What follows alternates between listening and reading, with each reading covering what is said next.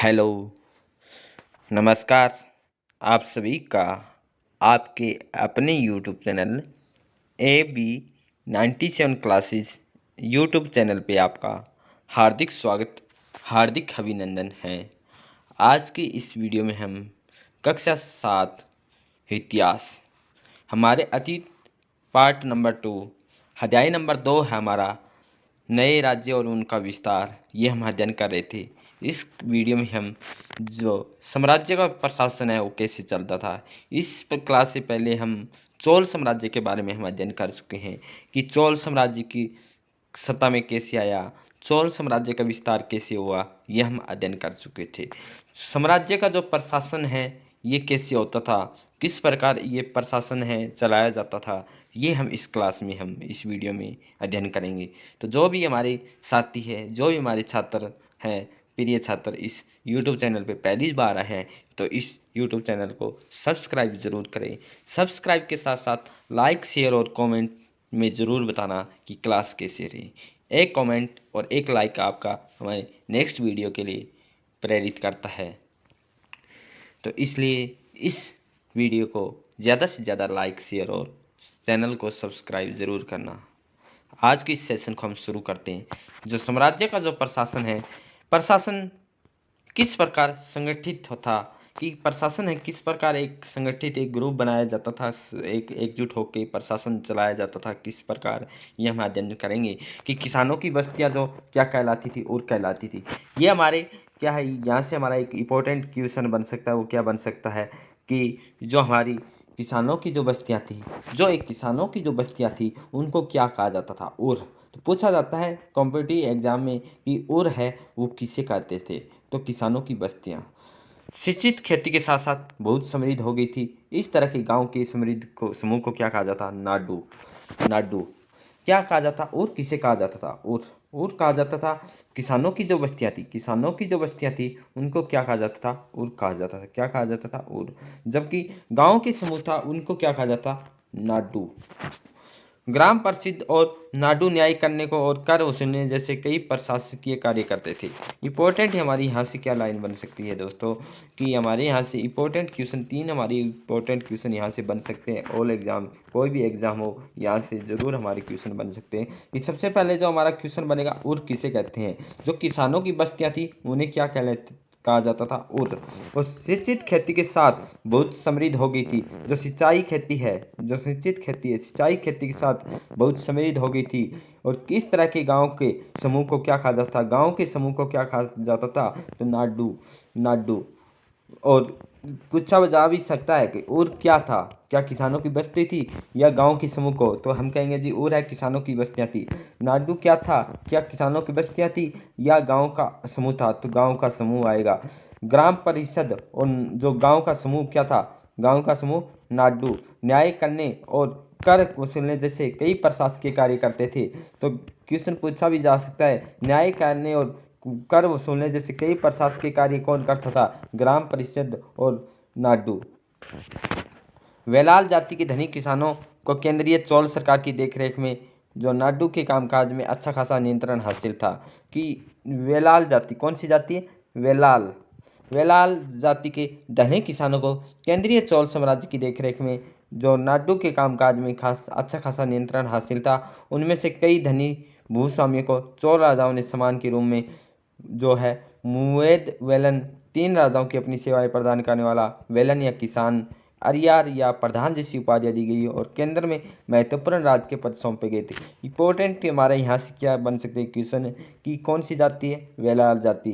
क्या थी, दैनिक किसानों को केंद्रीय चोल सरकार, केंद्रीय सरकार की देखरेख में इन नाडू के कामकाज में अच्छा खासा नियंत्रण हासिल था। नाडू क्या, गाँव के समूह में जो कामकाज का अच्छा खासा नियंत्रण किनका था, वेलाल जाति के धनी किसानों का था।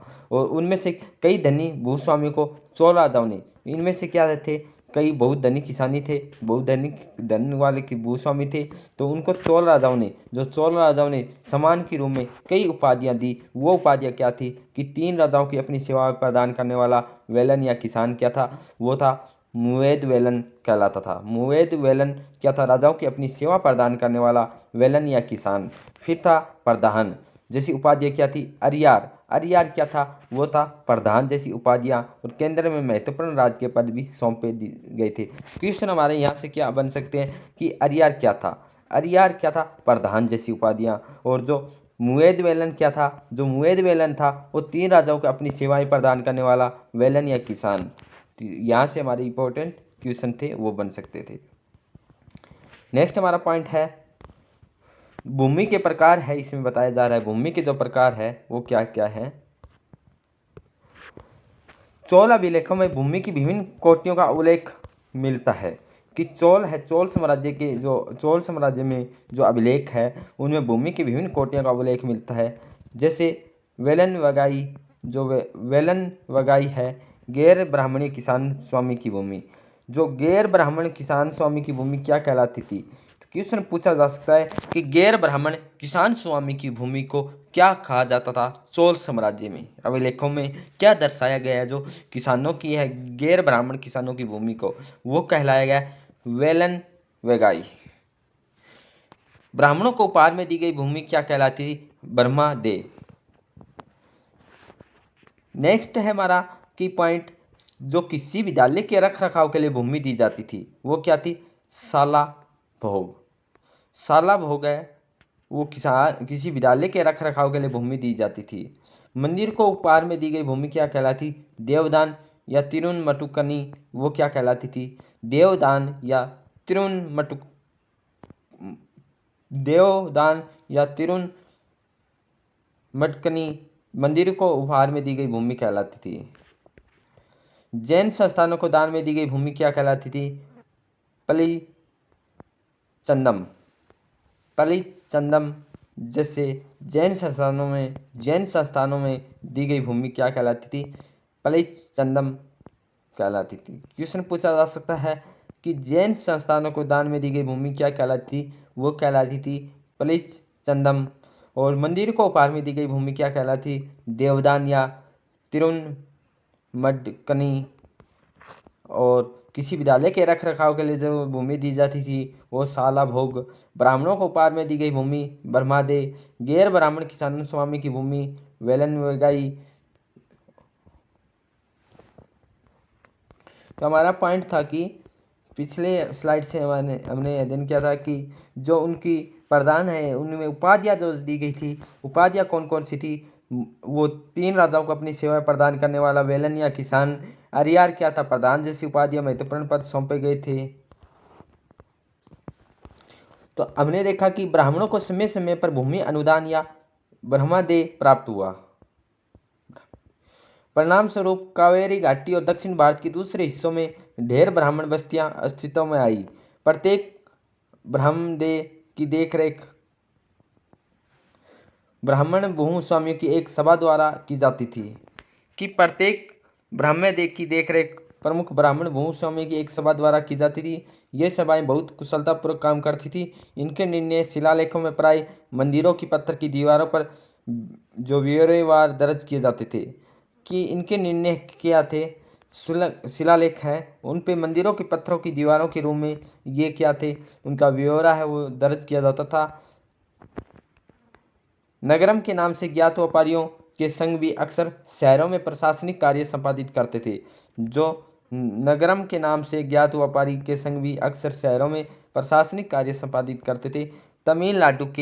तमिलनाडु के चिंगलपुट जिले के उत्तर मैरूर से प्राप्त अभिलेखों में इस बात का सविस्तार वर्णन है कि ब्राह्मणों की सभा का संगठन कैसे था। सिंचाई की कामकाज, बाग बगीचों, मंदिरों इत्यादियों की देख रेख के लिए सभा में विभिन्न समितियां होती थी। इनमें सदस्यता के लिए जो लोग योग्य होते थे उनके नाम ताल पत्थर के छोटे टिकटों पर लिखे जाते थे और मिट्टी के बर्तन भी रख दिए जाते थे। और किसी छोटे लड़के को हर समिति के लिए एक के बाद एक टिकट निकालने के लिए कहा जाता था। तांग वंश के युग का चीन में तांग राजवंश के तहत एक साम्राज्य स्थापित हुआ जो लगभग 300 वर्ष तक 7वीं से 10वीं शताब्दी तक सत्ता में रहा था। चीन में कौन सा वंश है? तांग राजवंश।